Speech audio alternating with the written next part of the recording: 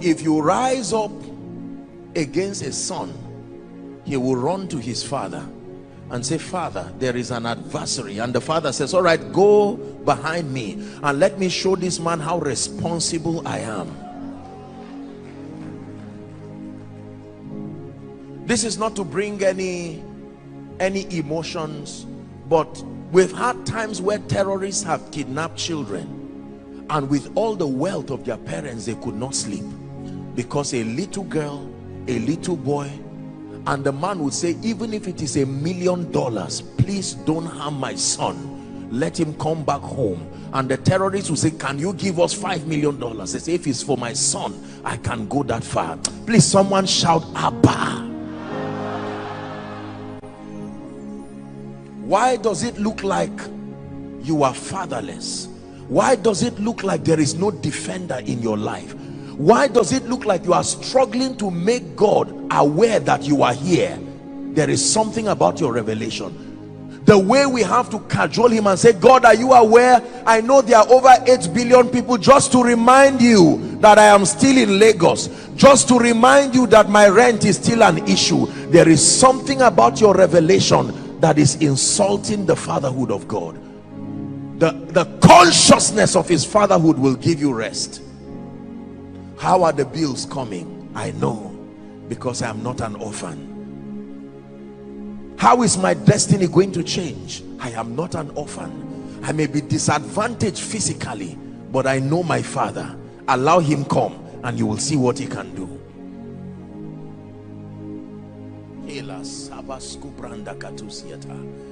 You have that mentality, it will change your life. Every time lack and want and limitation seems to surround your life, most times we start thinking, who do I know in the government? Who do I know? Which my other uncle, I called you, you didn't respond. Or CEO, sir, wouldn't you give me the job? It's wonderful. But I'm teaching you something this morning. If you truly want to walk in a realm of unbelievable, unprecedented dimension of the supplies of the Spirit, retreat from looking up to men. God will use men, but it does not come from men. It comes through men. It only comes from above. Every good gift and every perfect gift comes from above.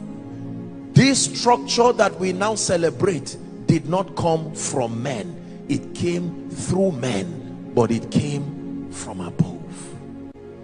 So when you see a son adorned with honor and glory, don't ask him where he got it from. Focus on the father that gave him.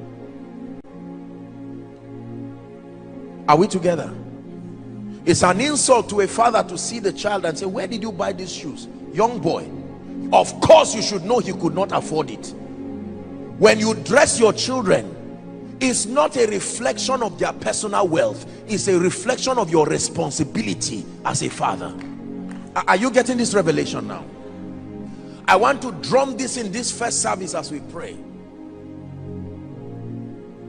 If you see a little child come out of a very expensive car into an expensive house, for instance, wearing an expensive cloth and having people older than him treating him well, you should know, we are wise enough to know that that child could not have brought that possibility to himself. Immediately you would ask a question, whose son are you? Because this has to be a display of the benevolence and the excellence of your father. May you enter realms that will make men ask, is it the same God I have with you? And you say, well, he is God to you, but I learned in this conference that there is a name he can be called, my source, my sustainer, my defender. That name is called Father. Someone shout, my Father. Look at that issue of finances, that mountain of bill before you. Don't shout my uncle, don't shout my landlord, don't shout my employer. Shout Abba, my Father. That is the one who is committed to defending your interest. Man can love you today and hate you tomorrow, but there is one whose love is everlasting. You may be a stranger in Lagos, but you are not a stranger to him. Abba, guarded by the jealousy of God, defended by his interest. you can like, you can share, and God's grace would continue to make it active with contents that would bless you. And subscribe to our YouTube channel, and you can like and share all our other pages, our platforms, and the Lord himself will truly bless you.